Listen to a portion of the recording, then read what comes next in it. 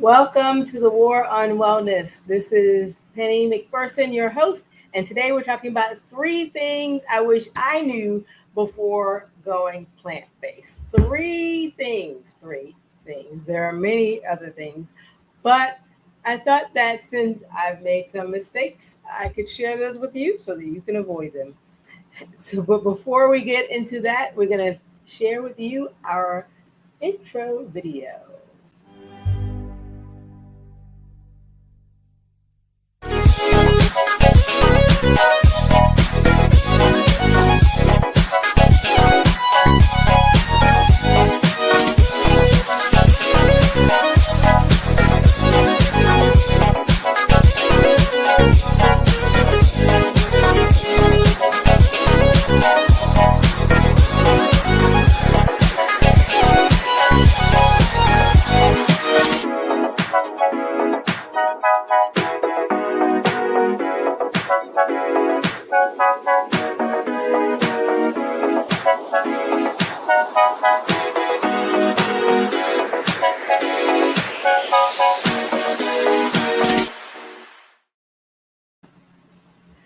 Welcome back to the War on Wellness, and thank you for joining me this evening.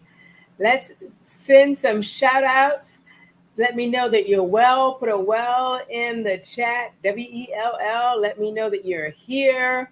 You are listening. You can hear me, whether you are on my YouTube channels or you are on my Instagram or you're one of my Facebook family members. Hi. It's always good to see you. I am making sure that my Facebook group is in the room and that they are online. Yes, wonderful. I see you in the chat. Thank you so much for joining. Yes, we have Samantha here, Petrella here, Selena here. We have Ethel and Owenike. Wonderful. Good to have all of you here on all of the different channels. Let me double check, making sure that Instagram is here in the room. Instagrammers, yes, you are very important as well. Great to see all of you. We have a very important topic that I want to share with you today, and that is three things that I wish I knew before I went plant based. And a lot of people are considering the plant based lifestyle because it's not a diet. It is not a diet. Say with me, it is not a diet. Somebody put that in the chat because there are some people who think that, okay, I'm going to do this little diet for a little bit of time, and then I will go back to what I have been doing. Or I'll do the diet and then I'll get the results and then I'll be happy about it and then I'll keep moving along. But it is not a diet. It is not a diet. But even though that is not one of the things that I wish I had known before, but that could actually be one of the answers. But I'm going to stick to my three because there are many that I could name. And the reason is because you want to make sure that when you have the temptation or the, let's say discomfort, but when you're moved out of your comfort zone, okay, that is discomfort. When you're moved out of your comfort zone, that you have the intestinal fortitude to be able to stay with your plan. Stay with your plan. So that is the why. And I love the quote that says the 5 P's: prior preparation prevents poor performance. The 5 P's. So if you are prepared, you have prior preparation, is going to prevent that poor performance. So let's get into it. The first thing that I wish I knew is that everybody was going to be all up in my business. And what do I mean by that? It means that whenever you decide that you're going to do something good or positive for your life, and not even everything, because you could say that, "Oh, I'm going to start going to the gym, or I'm going to start getting more sleep," whatever it might be. Once you start saying, "I'm going to be plant based and I'm going to eliminate certain things from my diet," everybody's going to be all up in your business. Let me tell you. Let me tell you. I wish I knew that my going plant based was going to be everybody else's business.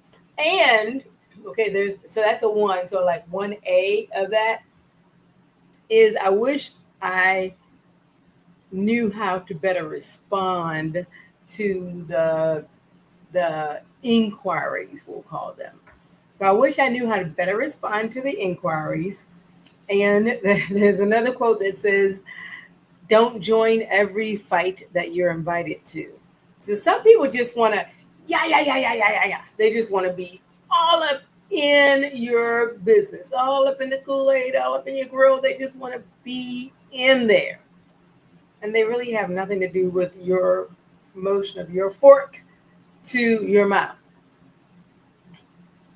However, we have to be able to respond in a way that is inviting for all those who might be on the perimeter and watching and might be considering it. And even maybe that person who is all yeah yeah yeah in your ear making all that noise, they might deep down might be curious.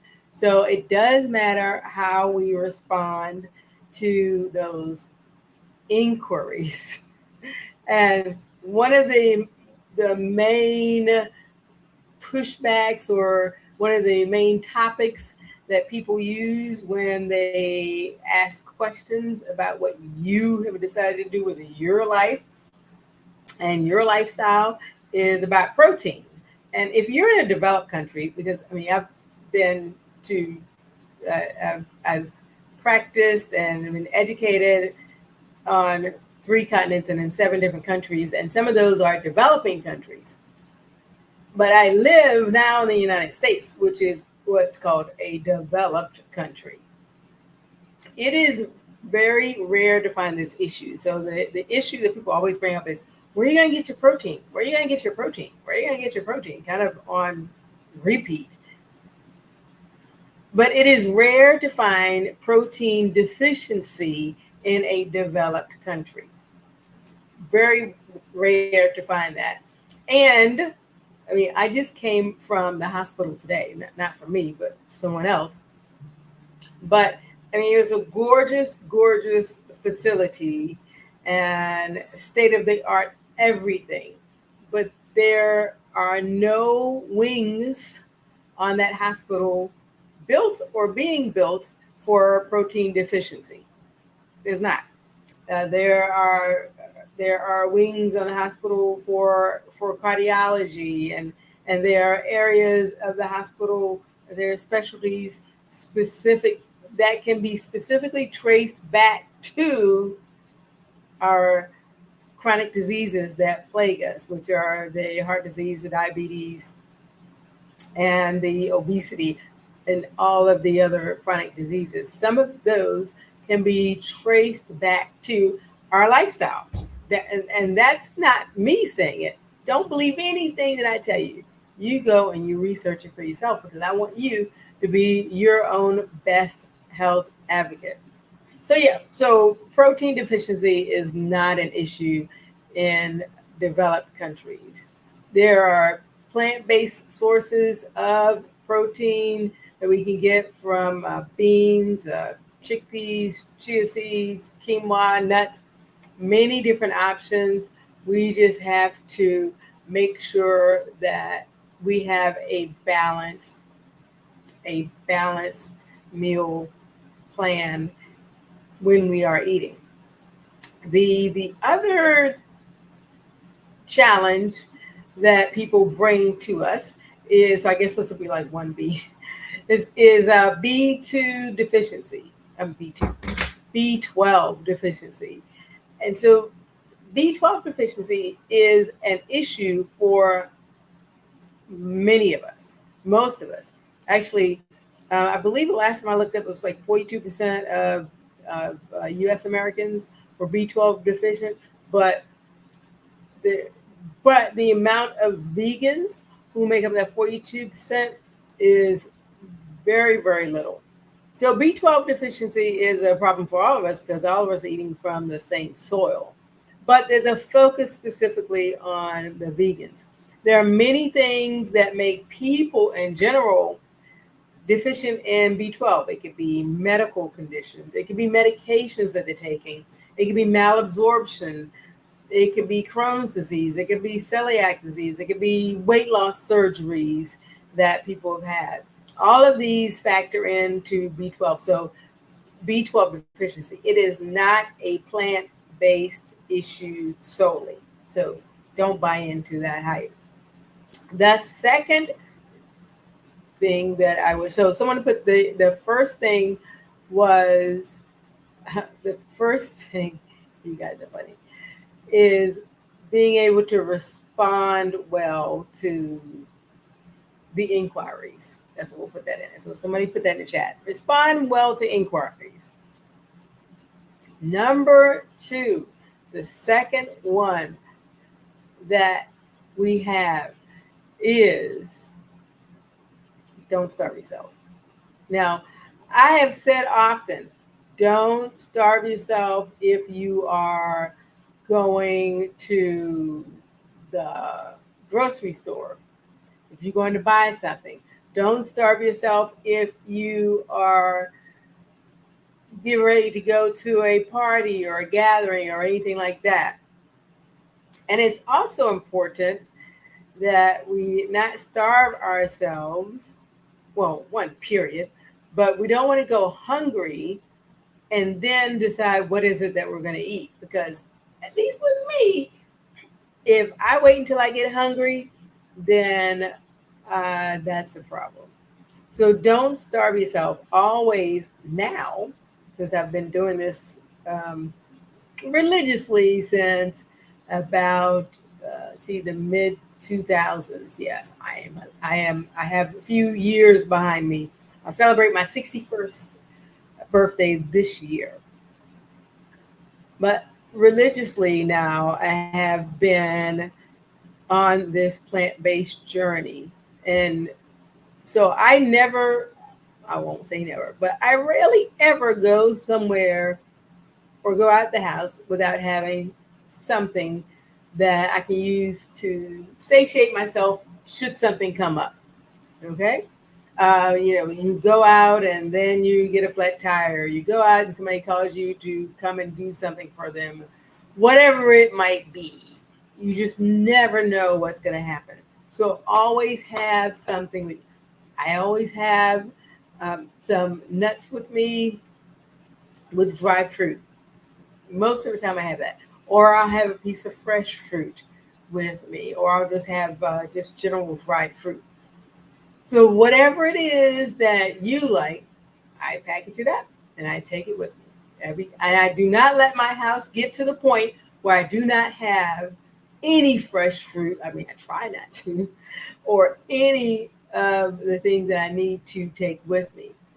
So I am going to be challenged here because I'm about to go on a week-long camping trip out in Wyoming and in Gillette, Wyoming, a place I've never been to before. And I am kind of a little nervous about that because it is camping, not glamping, as in I'll be staying in a tent, T-E-N-T, not a hotel, but a tent.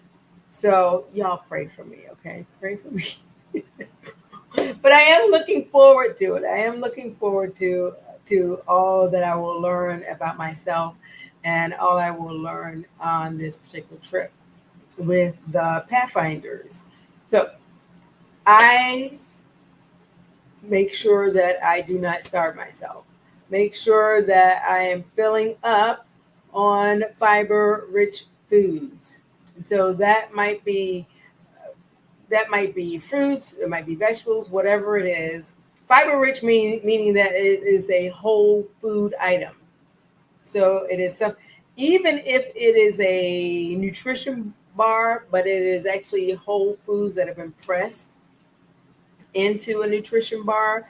I'm not talking about one that you read the ingredients, definitely read ingredients. And the first ingredient is high fructose corn syrup, and definitely don't eat that. The first ingredient is sugar or corn syrup or fructose or something like that. The first ingredient should be the whole food that you're eating. And as the minimal amount of ingredients as possible. So even if it's that, making sure that it is high in fiber. And it is possible. The reason I say don't starve yourself, because it's a part of a lifestyle, right? So you're working out, you're exercising. And actually in the last 2 consultations that I did with my clients, they talked about gaining weight. One was working out and wanted to make sure that he didn't lose muscle. Another person wanted to gain weight. And it is possible to gain weight on a plant-based diet. I mean, that's how I keep my fluffiness going, is by eating the vegetables, the potatoes, the pastas, the fruits such as avocado. Those are the healthy, the avocados, the olive oils, the healthy fats, and the foods that will allow you to maintain your weight if you're trying not to lose weight. Now, if you're trying to lose weight, once you cut out all of the junk foods, the sweets, and the sweet sodas, especially the drinks, those extra places that we're getting calories from, the unnecessary snacking on things that are empty calories, then you're going to the byproduct is going to automatically be that you're going to lose weight. Okay, that could be one of the goals, but the plant-based lifestyle is all about being a healthier individual and a healthier you. If you lose weight, that's fine. You're just getting to your body's correct weight and where it should be. So that is the second one. Don't starve yourself. Don't go hungry. Somebody put "don't starve yourself" in the chat for me. Thank you very much. Okay, the third one. The third thing that I wish I knew before I went plant-based was assuming that being meatless meant that I was healthy. And I'm going to tell you that is not the truth. I do know that when my doctor diagnosed me as pre-diabetic, I was, what do they call it? A pescatarian at that point. So I did not eat red meat or white meat or eggs. Actually, I did eat eggs. So I didn't eat red and white meat at that point in my life. And I wasn't eating cheese either. But I was eating fish and eggs. And that's the only thing that came from an animal byproduct that I was eating. And I was pre-diabetic, which shocked me. But the fact is, I was assuming that not eating a whole bunch of meat meant that I was going to be healthier.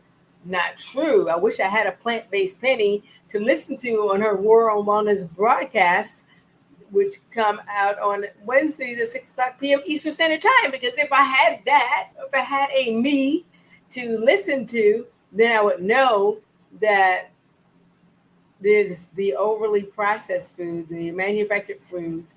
I mean, Oreos are considered vegan or plant-based. So you could eat Oreos and say, hey, I'm plant-based. So, hey, I'm doing what I say. I got to eat just French fries all the time. And I'll be fine, but you will not be healthy. So there is a difference between living a plant-based lifestyle and then just eliminating meat from your diet. There's a difference. And you need to consult with someone who understands and knows the difference so they can walk you through that process so that you can look, live, and feel well. And so you want to focus not on the highly processed foods. And that is the challenge, at least that was a challenge for me, is because I was used to the fast foods and the highly processed foods and the oversatiation of my palate because of the highly salty or highly sweet foods that I was used to. And because of that, I switched to the highly processed foods that were vegan or plant-based. And but after the research and after, I think after my trip to Singapore or the Philippines, one of those the Asian countries where I spent time, I really came to an understanding of the healthy nature of the lifestyle in those countries, because they do have a history of living a long and a healthy life. You can live a long life. There are plenty of people in nursing homes and facilities or even in their own homes who live a very long life, but they're not living a healthy life. So there is a difference when it comes to that. So we want to eat a whole food plant-based diet. So avoiding the white stuff, as I call it, the white sugar, the white rice, the white bread, and switching to the whole foods. So that would be switching to the brown rice and switching to the whole grains, 100% whole grains, and leaving out and actually drinking, if you even drink fruit juice, but I prefer to drink water. But there's so many negative effects of drinking sweet drinks, and I'm talking about soda, coffee, whatever might come in a can that we're drinking. And if we just would eliminate that for some of us, that would really help us move from problems to progress with our plant-based solutions. So we want to opt for, instead of assuming that plant-based equals healthy, we're going to opt for the leafy greens. After I finish this broadcast, I'm going to have a salad. And when I say salad, I'm not talking about tomatoes and lettuce. Okay? I hate a boring salad. I really do. I love salads with multiple ingredients and with multiple textures and with something that might be a little sweeter, a little bit more savory. I mean, you can really satisfy yourself with a salad. Okay? You're not ready for a salad yet? That's fine. But get to the point where you can eat more fruits and vegetables than any of the other processed foods. And so you may substitute like sweet potatoes or quinoa or kale or farro or amaranth. So many different options. So many different options. Just want to change our focus over to something else, because for so many years, I mean, for like, I don't know, 45 years or so, I was focused on eating things just to taste good. I was digging my grave with a fork, but hey, it tasted good. But I was certainly not on my way to a healthier me. And I want you to be better than you are. I want you to move from your problem to your progress. I want you to look, live, and feel well. God wants you above all things to be in good health, even as your soul prospers. So there is so much that I could share with you, but I will share this with you. And this is one of the things that, as a plant-based lifestyle manager, that I share with my clients. Some of the strongest animals are plant-based. And I have rarely, if ever, unless it was sick or something was wrong with it, seen a weak gorilla, which is plant-based, seen a weak elephant, which is plant-based, seen a weak cow, a healthy cow that's out roaming around and eating from the ground. Those cows are strong and they're huge. Okay. Out here where I live in the country, they're massive. An ox is also plant based. So many different examples in nature. And with the Olympics coming up and with all of the sports teams that you're probably familiar with, especially there are a lot in football, and they are plant-based athletes. So look them up. Don't believe what I'm saying. Look them up and hear their stories and how they get behind the plant-based lifestyle and it helps them to optimally perform. So those are my three things. One is to expect the inquiries and educate in a nice way. And two, don't go hungry. And three, the absence of meat does not equal being healthy. I am Penny, also known as Plant Based Penny, and I want you to be confident. I want you to be your own best health advocate. And I also want you to follow me, like, comment, and share. I'm going to be speaking. I have several engagements coming up. The biggest one that I will be posting later today is I will be speaking in Chicago for the Black Girls Run National Convention in Chicago, Chi-Town, Illinois. And their conference is called Sweat with Your Soul.